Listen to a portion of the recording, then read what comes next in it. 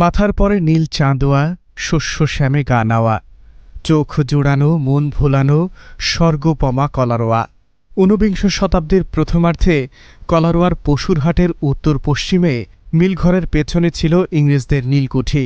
তখন সাতক্ষীরার এই অঞ্চলটি হোসেনপুর নামে খ্যাত। অত্যাচারী নীলকর সাহেবদের অমানুষিক নির্যাতন ও শোষণের সময়ে জমিদার রানী রাসমণির নায়েব ছিলেন শ্রীমোহন ঘটক। কৃষকদের সমন্বয়ে নীলকুঠি ভবন ধ্বংস করে বেত্রাবতী নদীতে ডুবিয়ে দিয়েছিলেন ইংরেজ শোষকের চিহ্ন। লাঙল চষে নীলকুঠি ভবনের ওপরই চাষ করেছিলেন কলাগাছ। হোসেনপুর সেই থেকে কলারোয়া নামে আত্মপ্রকাশ করে। দক্ষিণের জনপদ খুলনা বিভাগের সাতক্ষীরার অন্যতম উপজেলা কলারোয়া। ভৌগোলিক সীমারেখায় কলারোয়ার উত্তরে যশোরের শার্শা, ঝিকরগাছা ও মনিরামপুর, দক্ষিণে সাতক্ষীরা সদর ও তালা, পূর্বে কপোতাক্ষ নদী ও যশোরের কেশবপুর এবং পশ্চিমে ভারতের পশ্চিমবঙ্গের অবস্থান। 1851 সালে গঠিত কলারোয়া থানাই সাতক্ষীরার মহকুমার সদর দফতর ছিল। 1961 সালে মহকুমা সদর দফতর সাতক্ষীরায় স্থানান্তর করা হয়, আর 1983 সালে থানা থেকে উপজেলায় উন্নীত হয় কলারোয়া। স্থায়ী পুনর্বাসনের জন্য এই উপজেলার ছিন্নমূল ও ভাসমান জনগোষ্ঠীকে বুঝিয়ে দেওয়া হয়েছে প্রধানমন্ত্রীর উপহারের ঘরের চাবি। বাসস্থানের মতো মৌলিক চাহিদা পূরণের কারণে নিশ্চিত হয়েছে এই জনগোষ্ঠীর নিরাপদ আবাসন ব্যবস্থা। এবারের ভ্রমণে আমরা এসেছি কলারোয়া উপজেলার কেরাগাছি ইউনিয়নে। গ্রামের নাম পাঁচপোতা। সবুজে ঘেরা এই গ্রামে নির্মাণ করা হয়েছে আশ্রয়ন প্রকল্প, যেখানে স্থায়ী ও নিরাপদ আশ্রয় পেয়েছে এই জনপদের 16 পরিবার।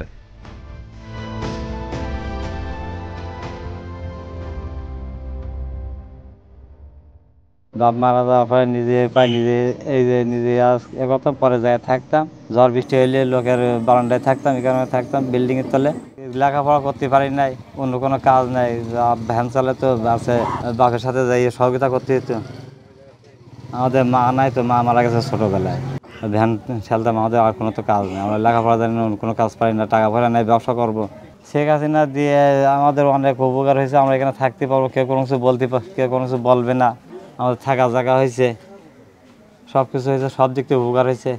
এখানে থাকতে পারবো। শেখ হাসিনার জন্য দোয়া করে, আর যোজনা আবার আছে, যাতে আসতে পারে। রাবেয়ার সঙ্গে সম্পর্কের টানাপোড়েনের জের ধরে বিবাহ বিচ্ছেদ হয় জিয়ারুল ইসলামের। 2 কন্যা সন্তান সোনিয়া এবং সুরাইয়াকে একাই পরম মমতায় বুকে আগলে রেখে বড় করেছেন জিয়ারুল।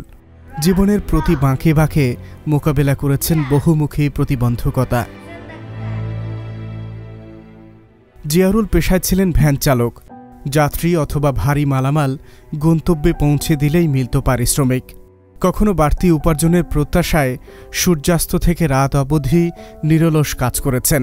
বাবার আর্থসামাজিক অবস্থানও ছিল নাজুক। অন্য সংস্থানের চরম সংকটে মাথার উপর খোলা আকাশ ছাড়া কোনো আশ্রয় ছিল না। ভ্যানের ওপরেই বাবা ছেলের রাত কেটেছে দীর্ঘদিন। সংসার শুরুর পর থেকে জিয়ারুল অন্যের জায়গায় আশ্রয় নিয়ে বসবাস শুরু করেন। মেয়েদের বিয়ে দিয়েছেন।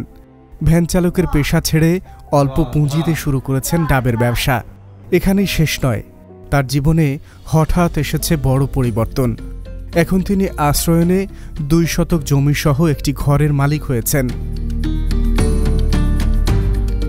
মানবিক বাংলাদেশের স্থপতি বঙ্গবন্ধু কন্যা প্রধানমন্ত্রী শেখ হাসিনা কোনো শর্ত আর স্বার্থ ছাড়াই ভাসমান ও ছিন্নমূল মানুষগুলোর পাশে দাঁড়িয়েছেন।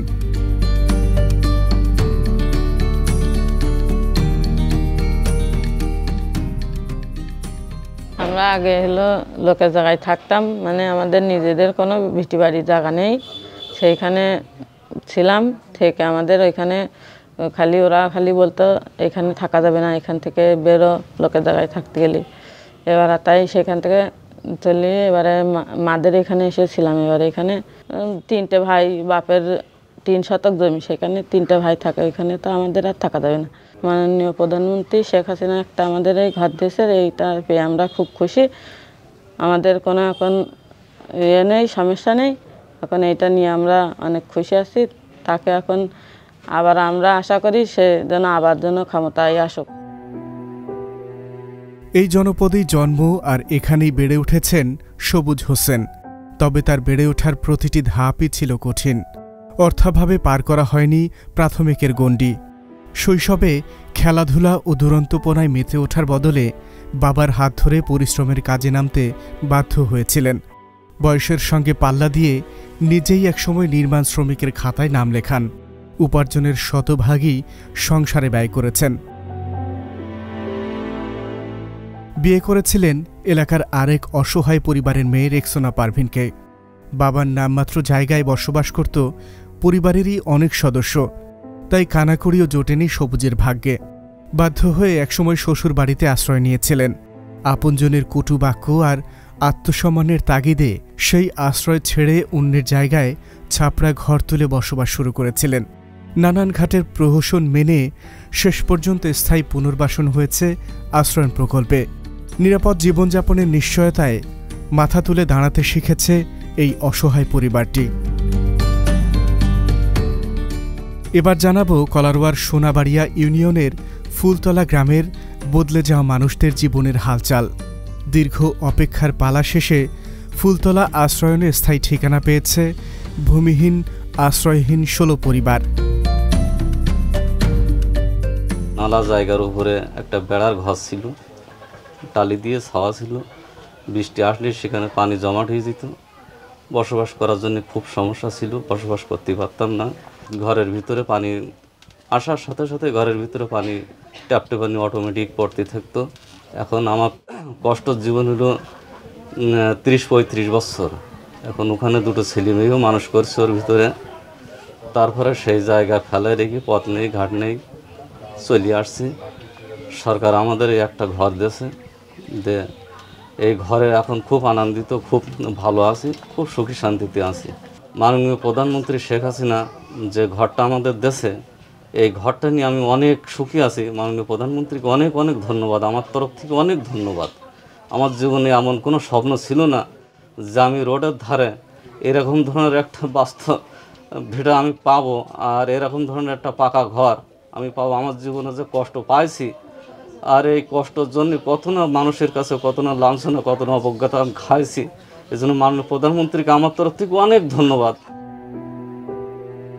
25 বছর আগে আসিয়া খাতুনের সঙ্গে সংসার জীবন শুরু করেছিলেন রবিউল ইসলাম। সুমি আর আরিফ তাদের সন্তান।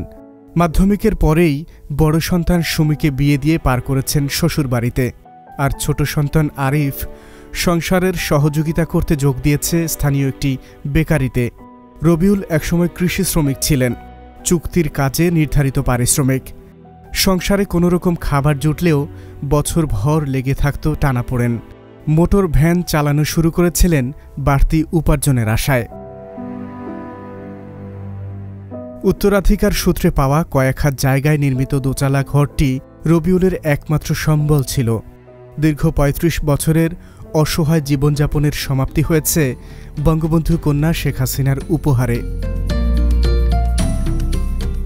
স্বামী স্ত্রীর যৌথ মালিকানায় নিশ্চিত হয়েছে নারীর অধিকার। সম্পত্তিতে অধিকারই বাড়িয়েছে নারীর আত্মবিশ্বাস। ভ্যান চালিয়ে এসে বাড়িতে থাকবো সাও পরিবার ছিল না। না থাকার পরে আমি একজনের বাড়িতে চাল দিয়ে থাকার পরে আমার একটা বাথরুম ঘর ছিল না। না থাকার কারণে আমি সেই বাথরুম ঘরটা নিজেই মেরামত করি আমি ব্যবহার করতাম পরের জায়গায় সেটা। এখন সেটা হওয়ার পরে আমি এখানে প্রধানমন্ত্রী শেখ হাসিনা এই ঘরের উদ্যোগে আমি পাইছি। পাওয়ার পর আমি এখন অনেক সুস্থ আছি। সুস্থ হলে থাকার কারণ আমার যখন এখানে ঘর থাকার আগে আমার অনেক কষ্টই ছিলাম আর কি। সেই কষ্টগুলো আমার নিবারণ হয়েছে, ঘরটা পাইছি। এখন এখান থেকে তো আমার কেউ তাড়াতে পারছে না। এই আশ্রয়নে স্থায়ী ঠিকানা মিলেছে এই জনপদের একসময়ের গৃহহীন ভূমিহীন আব্দুল কাদের ও তার পরিবারের।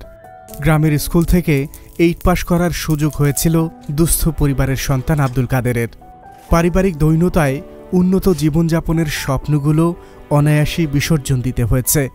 কঠিন সংগ্রামী জীবনের গল্পটা সেখান থেকেই শুরু। ভ্যান চালিয়ে জীবিকা নির্বাহ করেন। শৈশব থেকেই বাবা মায়ের সঙ্গে ভাসমান জনগোষ্ঠীর মতো ভেসে বেরিয়েছেন বিভিন্ন জনপদে। বেদে বহরের মতো কখনো অন্যের খোলা জায়গায়, আবার কখনো সরকারি খাস জমিতে দোচালা ঘর বানিয়ে বসবাস করত এই পরিবারটি। সেই থেকেই কাদের নিজেকে ভূমিহীন গৃহহীন হিসেবেই মেনে নিয়েছিলেন। বিয়ের পর স্ত্রী মনোয়ারা আর 3 সন্তানকে নিয়ে পরগাছার মতোই জীবন পার করে দিচ্ছিলেন। সন্তানগুলো বড় হয়ে ধরেছে সংসারের হাল। বড় ছেলে ইসমাইল ইটভাটার শ্রমিক, আর মেঝো সন্তান হাসনাইন ভ্যান চালক। ছোট সন্তান নাসরিন পড়ালেখা করছে। প্রধানমন্ত্রীর উপহারে স্থায়ী আবাসনের শক্তিতে ঘুরে দাঁড়িয়েছে কাদেরের পরিবার। প্রতি মৌসুমেই প্রাকৃতিক দুর্যোগের সঙ্গে লড়াই করে টিকে থাকতে হয় আশ্রয়হীন ভাসমান জনগোষ্ঠীকে। বঙ্গবন্ধু কন্যা সেই কঠিন বাস্তবতায় নিরাপত্তা দিয়েছে দেশের লাখো ভূমিহীন পরিবারকে।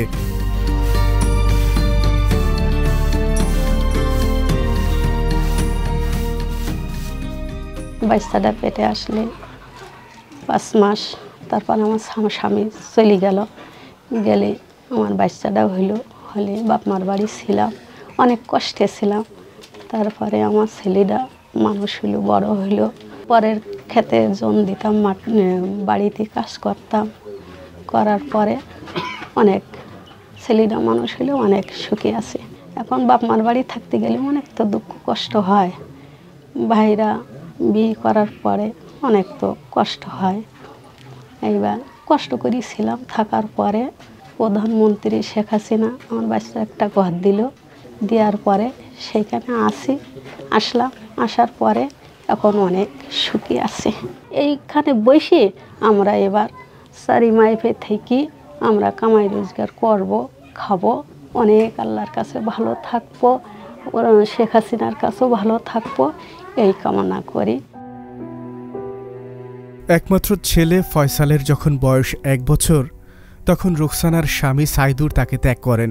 আরেকটি বিয়ে করে নতুন সংসার শুরু করেন সাইদুল। আর রোকসানাকে ফেলে দিয়ে যান জীবনের কঠিন যুদ্ধক্ষেত্রে, যে যুদ্ধে একমাত্র সঙ্গী তার শিশু সন্তান। একটা স্থায়ী ঠিকানার অভাবে ভোগান্তির মাত্রাটা হয়ে পড়েছিল দ্বিগুণ। শিশু সন্তান নিয়ে আশ্রয়ের আশায় মানুষের দরজায় ঘুরে বিতাড়িত হয়ে ফিরে এসেছেন রাস্তায়। নিরুপায় হয়ে বাপের ভিটায় ফিরতে চাইলেও ঠাঁই মেলেনি। অসহায়ের মিনতিতে এক আত্মীয়ের জায়গায় অযত্নে গড়া দোচালা ঘরেই বসবাস শুরু করেন। জীবিকা নির্বাহের প্রয়োজনে মানুষের বাড়িতে গৃহকর্মীর কাজ শুরু করেছিলেন রোকসানা। নিজের জন্য না হলেও ছেলের জন্য স্বপ্নটা বুকে আগলে রেখেছিলেন। সময় গড়িয়ে রোকসানার সন্তান ফয়সাল এখন 7ম শ্রেণীর শিক্ষার্থী। আর্থিক দৈন্যতায় অসহায় রোকসানা ছেলেকে এক হোটেলে কর্মচারী হিসেবে কাজে দেন। দীর্ঘ বঞ্চনার পর আলোর সন্ধান পেয়েছেন রোকসানা। স্থায়ী নিরাপদ আবাসনই যাকে শক্তি দিয়েছে, উন্নত জীবনের পথে এগিয়ে চলার সাহস দিয়েছে। বদলে যাওয়া জীবনযাপন ব্যবস্থায় প্রান্তিক অসহায় পরিবারগুলোর স্থায়ী পুনর্বাসনের পর কর্মমুখী জনগোষ্ঠী গড়ে তুলতে বহুমুখী উদ্যোগ নিয়েছে বাংলাদেশ সরকার।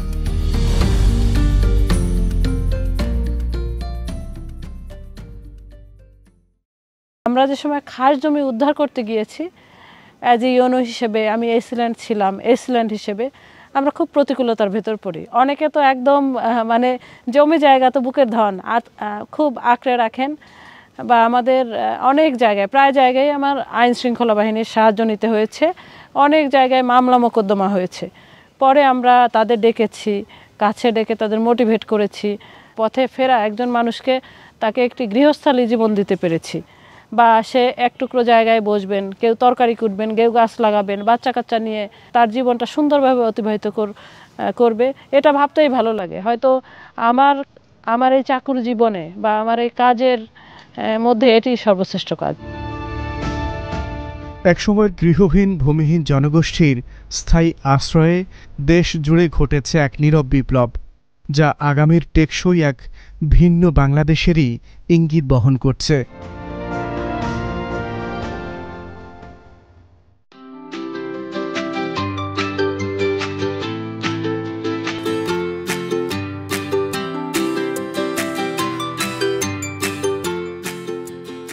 সুন্দরবনের অববাহিকায় অবস্থিত ইছামতি নদী বিধৌত ছায়া ঘন নয়নাভিরাম দেবহাটা। পাখির কুজন মুখরিত ইতিহাস ও ঐতিহ্যের পাদপীঠ এই দেবহাটা। সাতক্ষীরার দক্ষিণ পশ্চিমের প্রান্ত জুড়ে দেবহাটার অবস্থান। প্রায় ১৫০ বছর আগে দেবহাটার টাউন শ্রীপুর গ্রামে প্রতিষ্ঠিত হয়েছিল পৌরসভা। ব্রিটিশ শাসনামলে সাতক্ষীরার টাউন শ্রীপুরকে বলা হতো বর্ধিষ্ণু অঞ্চল। ১৮ জমিদারের বাস ছিল এখানে, কিন্তু কালের বিবর্তনে হারিয়ে গেছে সব। ব্রিটিশ আমলে এ অঞ্চলের মানুষদের আনাগোনা ছিল কলকাতায়। ডাক্তার বিধানচন্দ্র রায়ের জন্মের আগেই ব্রিটিশ সরকার ১৮৬৭ সালে দেবহাটা পৌরসভা ঘোষণা করে। সে সময় বিভাগীয় শহর খুলনাতেও পৌরসভা প্রতিষ্ঠিত হয়নি। ব্রিটিশ আমলের আধা পাকা রাস্তা এখন পিচ ঢালা পথ। ভারত বাংলাদেশের মধ্য দিয়ে বয়ে চলা ইছামতি নদী সাতক্ষীরার সীমান্ত ঘেঁষা হারোদ্দার পাশ দিয়ে ছুটে চলেছে বঙ্গোপসাগর অভিমুখে। ভৌগোলিক সীমারেখায় দেবহাটার উত্তরে সাতক্ষীরা সদর, দক্ষিণে কালীগঞ্জ, পূর্বে আশাশুনি এবং পশ্চিমে ভারত বাংলাদেশ আন্তর্জাতিক সীমানা নির্দেশিত ইছামতি নদী প্রবাহিত। প্রত্যেকটি পরিবারে প্রয়োজন নিজস্ব একটি ঠিকানার। অন্তত আগামী প্রজন্মকে নিজস্ব পরিচয় বড় করার সুযোগ প্রয়োজন।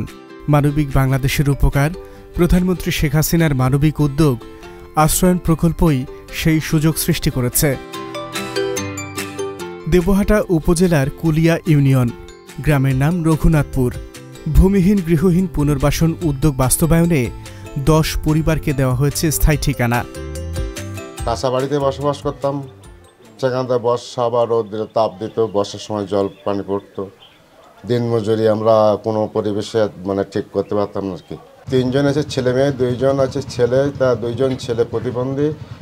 মেয়েটা ভালো, সে 5ম শ্রেণীতে পড়ে।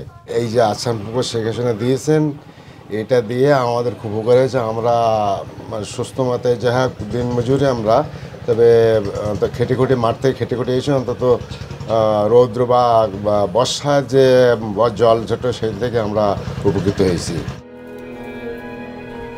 নিজস্ব কোনো ঠিকানা নেই জ্যোতিষচন্দ্র মণ্ডলের। সংসার জীবনের শুরু থেকেই একজন সুবিধাবঞ্চিত মানুষ হিসেবে সংগ্রামের আর এক অধ্যায়ে যাত্রা করেন।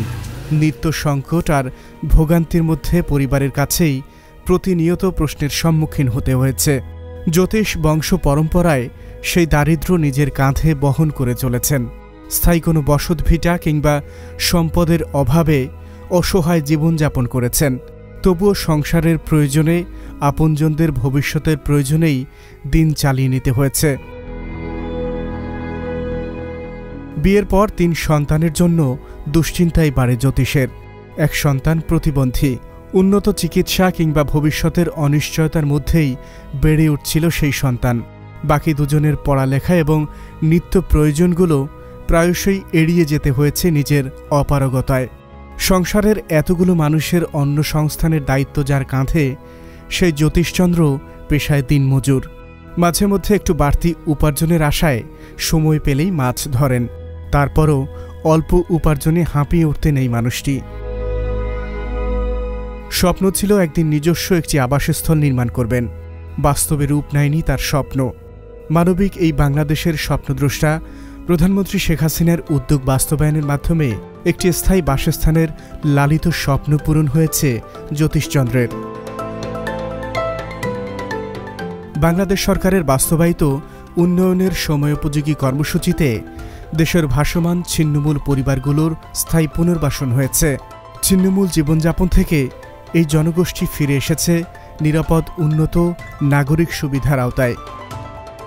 আগে আমরা যে চরে থাকতাম, একজন মালিক আমরা সেই জায়গায় মাইনে থাকতাম এবং সেই জায়গায় তাই সে লোক ওই বলল কি খাট জায়গায় বসো, তোমাদের এখানে জায়গা দেওয়া হবে। তাই বললাম কী করি, কোথায় যাই, ছেলেপিলে বলবে চেনে, টাকা পয়সা ছিল না যে একটু জমি জায়গা কিনবো, তাও নি। খুব দুশ্চিন্তা যাতেই তো দিন এখন দুঃখে কষ্ট যায়। এখন সরকার শেখ হাসিনা আমাদের এইটা দান করেছেন, এতে আমরা খুব সুখী। তার শান্তি কামনা জন্য আমরা বলি যুগে যুগে যেন গরিব মানুষের এরকম উপকার করে যেতে পারে। টিকেট গ্রামে বাড়বাড়ন্ত এই অঞ্চলের অসহায় দরিদ্র এক পরিবারের সন্তান গোপাল মণ্ডল। বাবা মা কারো নামেই একখণ্ড জায়গা ছিল না। অভাবের সংসারে নিত্য টানাপোড়েনে পার হতে পারেননি স্কুলের গণ্ডি। সুমিত্রা মণ্ডলের সঙ্গে বৈবাহিক জীবনে গোপালের অর্জন 3 সন্তান, বৃষ্টি, রাত্রি আর শ্রাবন্তী। বাকি সবকিছুই অপ্রতুল। দৈনিক উপার্জন, মাসিক খরচ এবং সঞ্চয়ের সঙ্গে কখনোই সমন্বয় করতে পারেননি ভূমিহীন গোপাল। গোপাল মণ্ডল বছরের পর বছর ধরে কাজ করেছেন মানুষের বাড়িতে, কখনো শুধুমাত্র পেটে ভাতে, আবার কখনো দিন চুক্তি বা মাস চুক্তিতে। মাঝে মধ্যে ন্যায্য পাওনা থেকে হয়েছেন বঞ্চিত। মানুষের বাড়িতে কাজের পাট চুকিয়ে ব্যবসা শুরু করেছিলেন। সামান্য পুঁজি নিয়ে চায়ের দোকান করে উপার্জন কিছুটা বাড়লেও অভাব পিছু ছাড়েনি। 8 বছর আগে বিয়ে দিয়েছেন বড় সন্তান বৃষ্টি রানীকে, তারপর মেঝ সন্তান রাত্রি রানীকে, আর সবার ছোট সন্তান শ্রাবন্তী 8ম শ্রেণীতে পড়ছে। মুজিব বর্ষে প্রধানমন্ত্রীর উপহার পেয়েছেন ছিন্নমূল গোপাল মণ্ডল ও তার পরিবার। স্থায়ী পুনর্বাসনে বদলে গেছে এই পরিবারের জীবনযাপন। এই অঞ্চলের ভূমিহীন গৃহহীন পরিবারের স্থায়ী পুনর্বাসনের মধ্য দিয়ে প্রতিষ্ঠিত হয়েছে সাংবিধানিক মৌলিক অধিকার। আমাদের যারা এই গৃহ যারা পেয়েছে, যারা উপকারভোগী, তারা সুন্দরভাবে তাদের জীবনযাপন করছে এবং তাদের জীবনযাত্রার একটি অভাবনীয় উন্নতি হয়েছে। যে মানুষগুলোকে আজকে থেকে 2 বছর আগেও আমরা বন্যার সময়, আমরা বিভিন্ন প্রাকৃতিক দুর্যোগের সময় আমরা তাদেরকে আশ্রয় কেন্দ্রে নিয়ে আসা লাগতো, কিংবা তাদেরকে ত্রাণ দিয়ে বাঁচিয়ে রাখা লাগতো, সেই মানুষগুলো আজকে নতুন একটি জীবনের স্বপ্ন দেখছে এবং তাদের একেবারেই নতুন একটি জীবন, তাদের পরিসঞ্চার ঘটেছে তাদের জীবনের মধ্যে।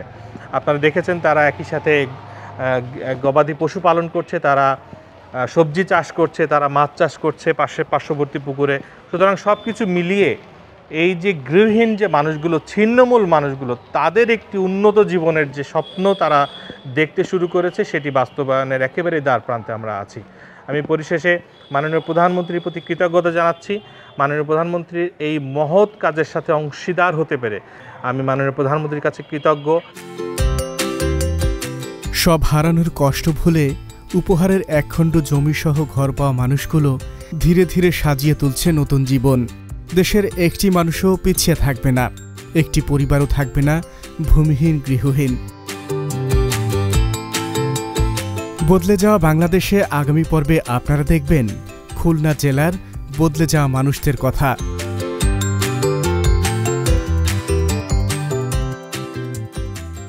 আমি মুক্তিযোদ্ধার তালিকাতেও উঠতে পারিনি, ভাতাও পাই না, যেহেতু মাননীয় প্রধানমন্ত্রী এখানে আমাকে একটা ঘর দিয়ে আমি যে পথে পথে যাযাবর জীবন বসত করছিলাম, মাননীয় প্রধানমন্ত্রী তার চরণে 100 কোটি প্রণাম। তাকে তো আর এই নিকটে পাবো না, দূর থেকে একটু প্রণাম জানাই।